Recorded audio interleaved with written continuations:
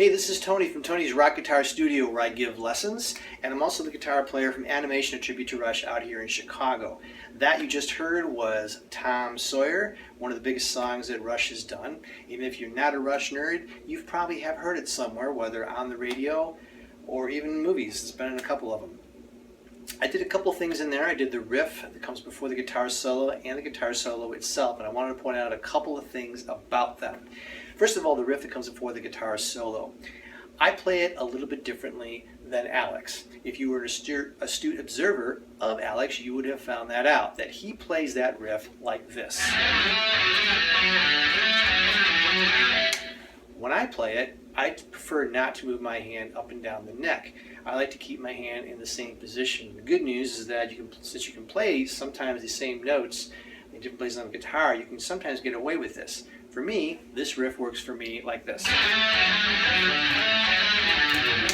Okay, I just like doing it that way. If you do it the other way, or if you do it the way I just did it, it doesn't matter. They're both right. They're both correct. The second thing is the guitar solo itself. I don't want to say it's simple, but compared to other solos he's done, technically it's not really terribly difficult.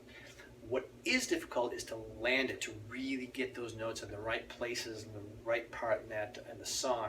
It's not as easy as it sounds, so you really got to practice it and really kind of feel it. Don't just go through the motions. One little thing about that solo is this one little part right here. What you got to do is you got to get this little pinching sound. You kind of get really down on the pick like that, and you got to really kind of give it literally a pinching motion here on the string.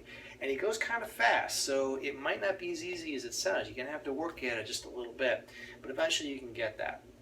So those are just a couple pointers about that solo. Bottom line is have fun, enjoy it. If you're playing with your friends, you're playing in a band, you're just playing to the recording, just have a good time doing it. So hey, it was a pleasure just showing you this stuff. I have more coming up, so stay tuned for that.